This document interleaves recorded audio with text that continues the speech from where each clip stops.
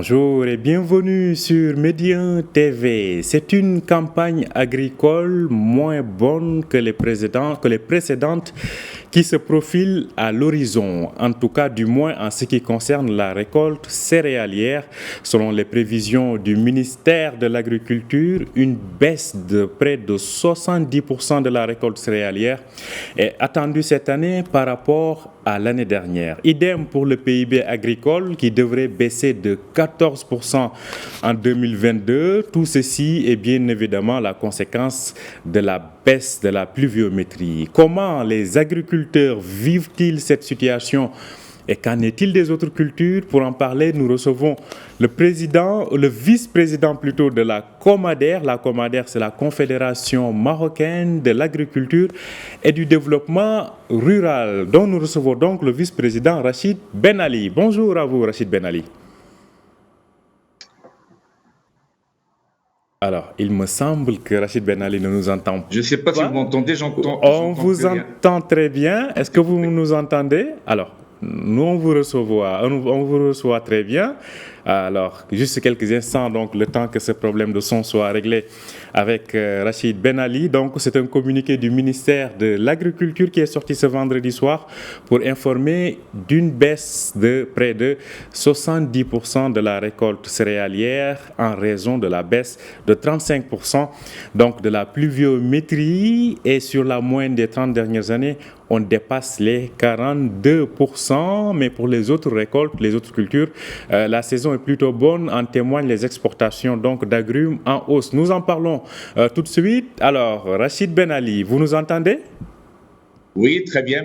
Voilà. Bonjour et merci pour l'invitation. Merci à vous de l'avoir accepté. Alors, je disais donc, je donnais ces chiffres.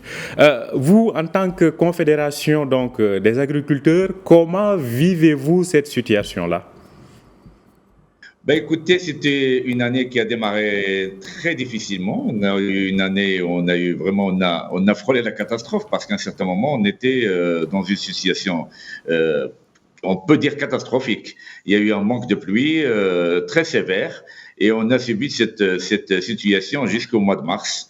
À partir du mois de mars, on a eu des pluies qui ont sauvé une bonne partie de la céréaliculture, des légumineuses, des cultures de printemps et les oléagineux aussi. Donc, ces chiffres-là, aujourd'hui, c'est vrai qu'ils sont en baisse. C'est vrai qu'ils sont en baisse par rapport à une année normale et une baisse par rapport à l'année dernière, qui était une année record.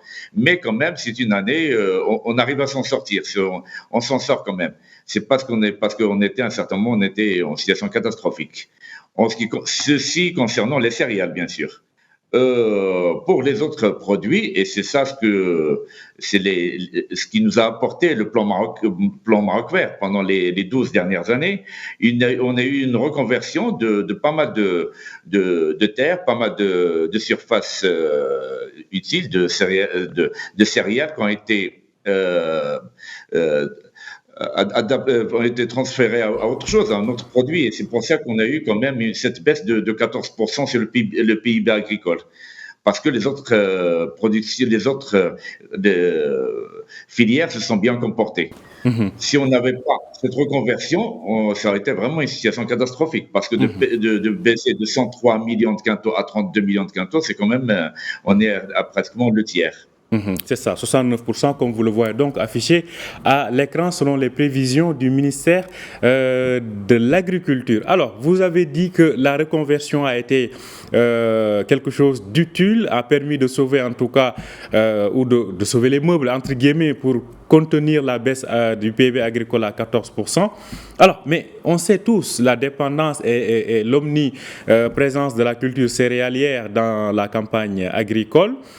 À ce niveau, vu ce qui se passe à l'étranger, on pense notamment à l'Ukraine, au conflit en Ukraine, mais surtout ici au Maroc, comment quand même enfin sortir de cette dépendance de la pluviométrie concernant la culture céréalière. Parce que pour ce qui est des autres cultures, on sent qu'on s'est adapté, mais pour les céréales, ce n'est pas encore le cas. Y a-t-il une solution selon vous?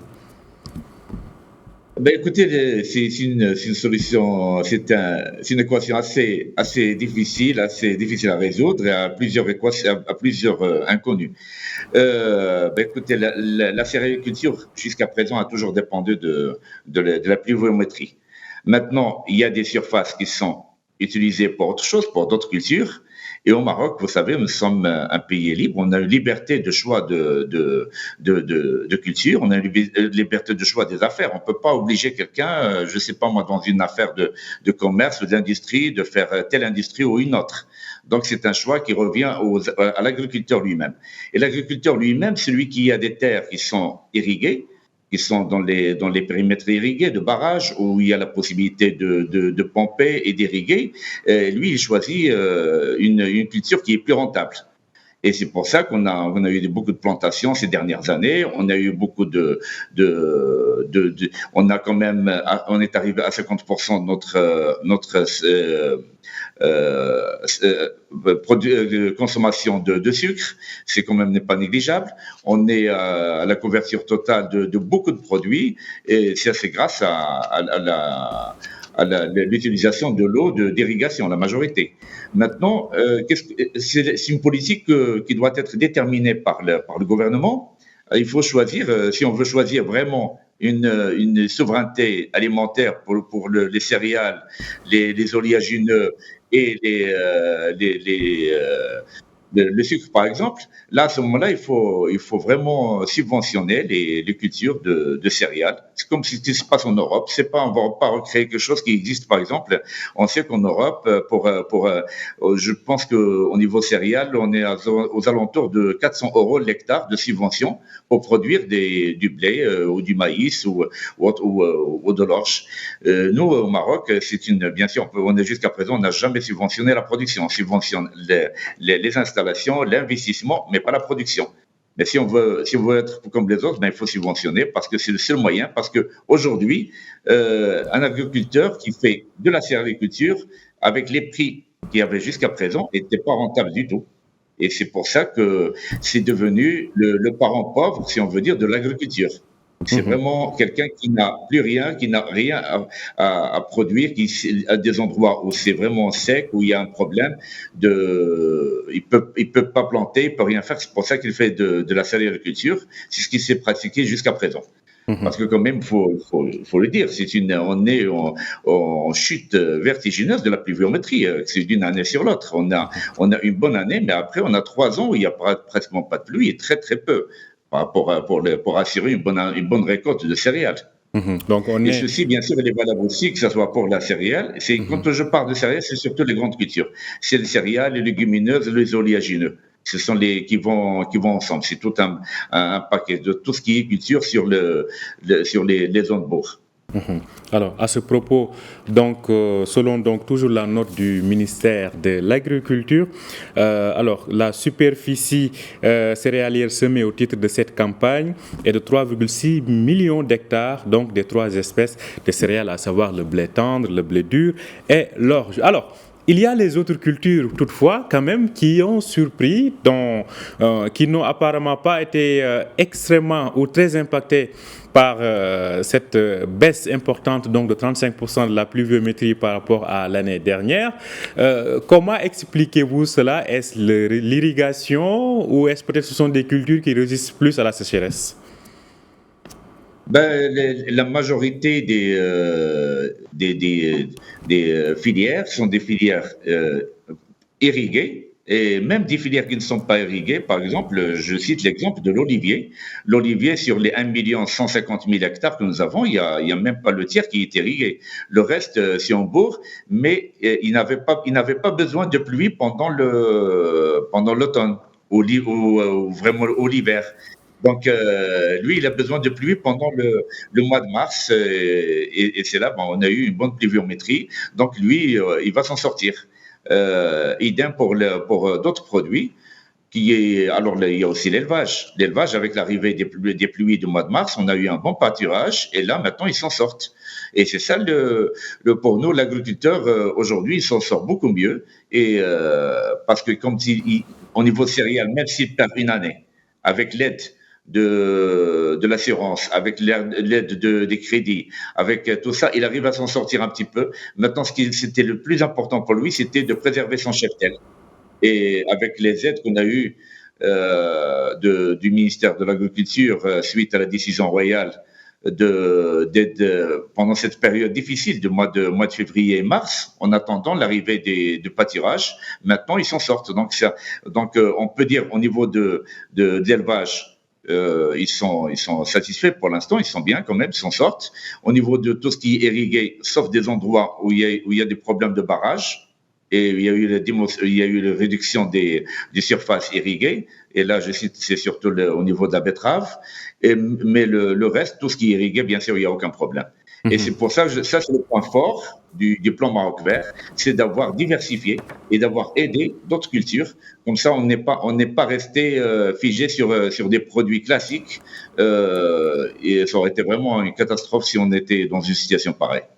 Alors, ce qui permet donc d'atténuer à 14% la baisse du PIB agricole, et selon toujours les chiffres du ministère donc de l'Agriculture, l'impact de cette baisse du PIB de l'agriculture ne devrait pas dépasser moins 1,7% donc du PIB national. Alors, un autre aspect qui marque donc un certain paradoxe, si j'ose dire, c'est la filière des agrumes.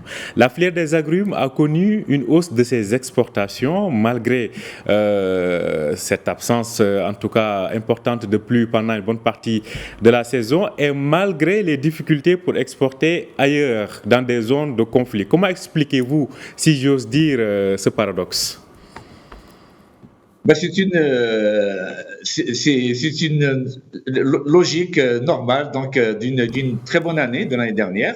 Donc les agrumes viennent de la production, c'est l'exportation et la production et la commercialisation de cette année, de ce qu'on est en train de voir jusqu'à présent, ça vient de la production de l'année dernière. Et l'année dernière, c'était une excellente année que ce soit au niveau de la pluviométrie.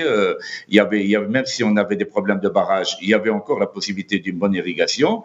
Donc c'était une très bonne année de production. Et c'est ça ce que j'ai dit tout à l'heure, c'était quand on a une mauvaise année, heureusement qu'il y a des produits qui se portent bien, et c'est ça le résultat de la diversification de plusieurs filières. On a eu d'excellents résultats avec les agrumes, avec l'olivier, avec les fruits rouges, avec le maraîchage. Tout ça, c'était une excellente année dernière, un excellent résultat l'année dernière. Bon, certains produits qui ont été exportés cette année, bon, c'est la continuité de la production. Mais sinon, ça sera aussi une bonne année cette année. Il n'y aura pas de problème pour la suite. Donc, on espère bien sûr avoir un peu plus d'irrigation au niveau des barrages.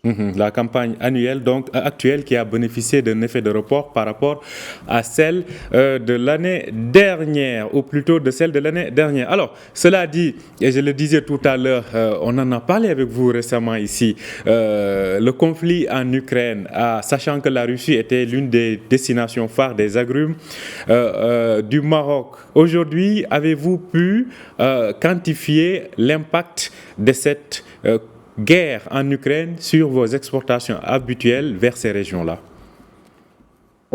Jusqu'à présent, on ne peut pas encore se prononcer parce qu'on ne sait pas comment ça va. Est-ce que la guerre va continuer? Parce que jusqu'à présent, comme je vous ai dit, ce sont les exportations de l'année dernière qui sont en train d'être finalisées, payées et tout. Maintenant, il faut voir la nouvelle campagne. Est-ce qu'il y aura toujours la guerre? On l'espère pas. Et c'est ça les effets de la guerre, on va les ressentir pour les exportations, on va les ressentir à partir de l'année prochaine. C'est-à-dire dans quelques mois, à l'arrivée de la production de 2022, de cette année. Maintenant, pour l'instant, on ne peut pas se prononcer, on espère que ça va se calmer ou que ça va s'arrêter. Par contre, les effets au niveau de la céréaliculture et les autres produits, on le sent.